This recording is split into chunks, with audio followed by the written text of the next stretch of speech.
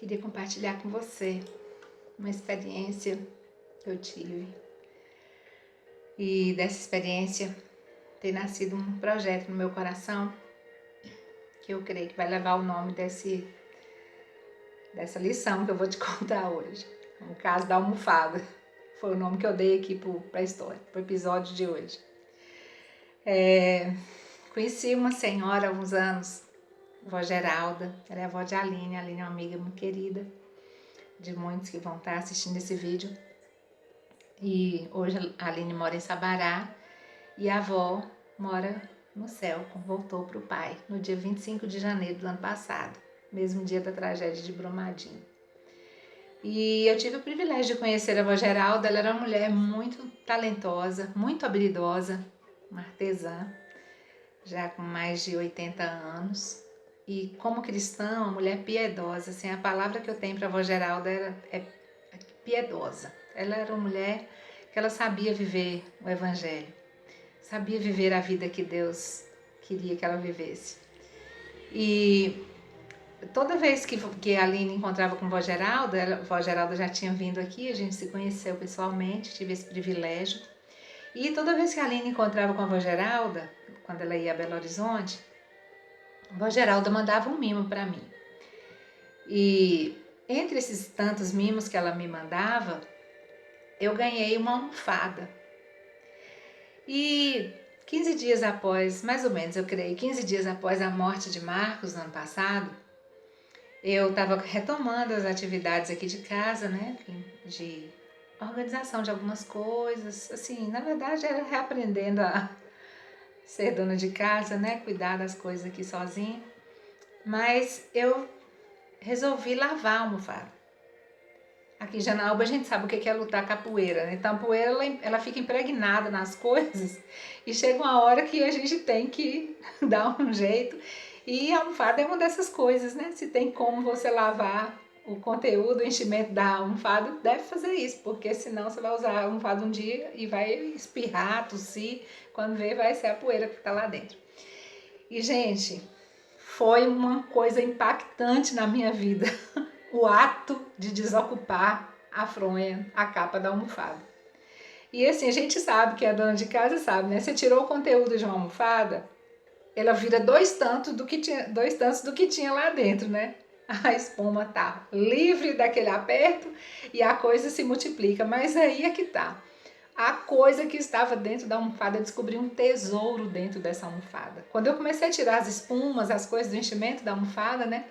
Para lavar, o que eu queria lavar, na verdade, era só a capa, mas eu tinha que tirar porque eu não tinha muito recurso aqui para lavar a almofada inteira e era muito delicada a capa. Então, tinha que saber lavar. E aí, o que aconteceu? Na hora que eu tirei o conteúdo, eu encontrei um tesouro lá dentro. E não foi esse tesouro que foi a coisa valiosa em si, mas a lição que de imediato Deus me ensinou quando eu vi o conteúdo dentro daquela almofada. A almofada tinha, o enchimento, né? Tinha 107 fuxicos misturados com a espuma cortada, que era esse enchimento da almofada.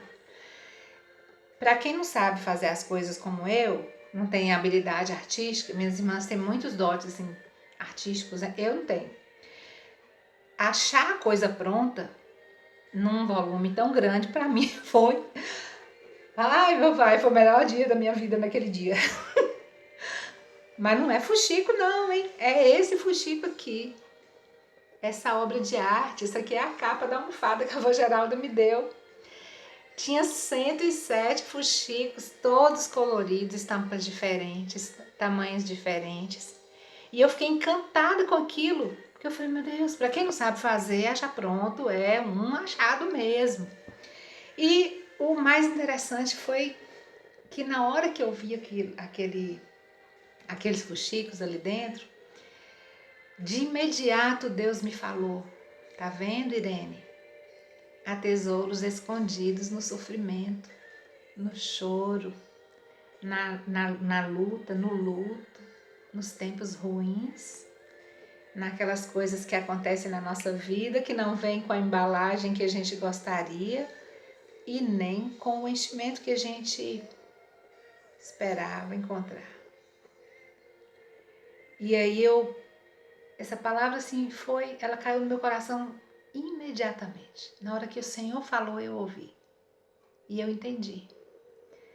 E a gente sabe o que é um tesouro, né? No latim é interessante que o tesouro é o acúmulo de coisas valiosas. No grego, a palavra que origina tesouro é o lugar onde guarda os bens. Aí você pega as coisas valiosas do latim e guarda dentro do espaço de guardar os bens do grego, né? Mas nós, na nossa língua, nós sabemos o que é, né? São coisas valiosas, né? Tá até uma tradução não, uma definição, que diz que é um amontoado oculto de dinheiro, joias ou objetos preciosos. E o conjunto de recursos financeiros, objetos ou bens valiosos, riqueza, coisa considerada muito valiosa. E eu achei ali, naquela capa de almofada, dentro daquela capa de almofada, eu achei um tesouro.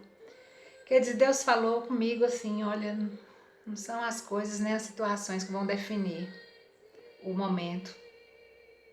É o jeito que você as vê. Tem uma frase de Leonardo Boff que eu gosto demais, que ele fala: cada um lê com os olhos que tem e interpreta onde os pés pisam. Cada um lê com os olhos que tem e interpreta com onde os pés pisam. Você pode pensar, mas gente, mas que experiência tola foi essa? Mas para mim, eu que fiz essa leitura, ela foi preciosa demais. E aí, eu não corri só pro dicionário, né, pro Aurélio, eu fui também para a palavra e descobri que Deus fala de tesouros ocultos. E tem dois textos que eu vou ler aqui. Um primeiro está em Provérbios 2, versos 4 e 5. Eu fiquei pensando quantas vezes eu já li esse texto e eu nunca tinha percebido a essência dele. Que diz assim: se procurar a sabedoria como se procura a prata e buscá-la como quem busca um tesouro escondido, então você entenderá o que é temer ao Senhor e achará o conhecimento de Deus. Gente, isso é precioso demais.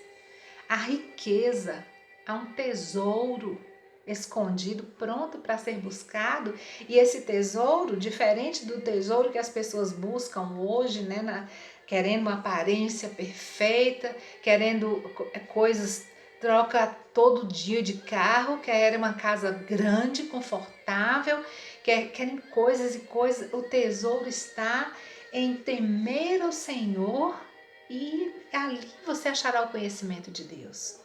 Mais do que qualquer coisa que possa ser comprada numa loja, possa ser comprada pela internet, que você possa guardar numa gaveta, mais do que qualquer coisa, um tesouro escondido, conhecimento e o temor ao Senhor. E o apóstolo Paulo, ele escreveu uma carta ao que a gente chama os irmãos de Colossos, né? A carta chama Carta de Paulo aos Colossenses.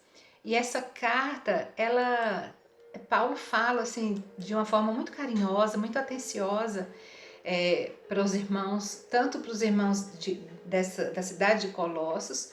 Ele menciona também os irmãos de Laodiceia e fala até para aquelas pessoas que eu não conheci pessoalmente, que eu não conheço pessoalmente, ou que não me conhecem pessoalmente. E ele disse assim nesse texto, ele está em Colossenses no capítulo 2, versículos 1 até o 3. Esforço-me para que essas pessoas que ele mencionou sejam fortalecidas em seus corações, estejam unidos em amor e alcancem toda a riqueza do pleno conhecimento, a fim de conhecerem plenamente o mistério de Deus, a saber, Cristo. Quem é o mistério de Deus? Cristo. Nele quem? Em Cristo estão escondidos todos os tesouros da sabedoria e do conhecimento. Olha, eu não sei você, mas essa palavra, ela chacoalha o meu coração. Essa palavra, porque um dia eu encontrei esse tesouro. Um dia eu encontrei o mistério de Deus que esteve oculto desde todos os séculos, a todas as gerações, mas que agora foi manifesto através de Jesus, Filho de Deus, E nós conhecemos e nós temos essa bênção, esse tesouro maravilhoso nas nossas vidas, mais do que qualquer outra coisa que eu possa ter, mais do que qualquer bem, mais do que dinheiro na conta. Eu já tenho tudo o que eu precisava. Pode me faltar até o feijão e o arroz. Mas o principal, porque o principal eu já tenho, Cristo Jesus, em quem estão escondidos todos os tesouros da sabedoria e do conhecimento. Que tesouro você tem buscado? O que você tem esperado adquirir ao longo da sua existência? Atrás de que você tem corrido? E pensar que toda essa descoberta começou com um fuxico. Deus te abençoe.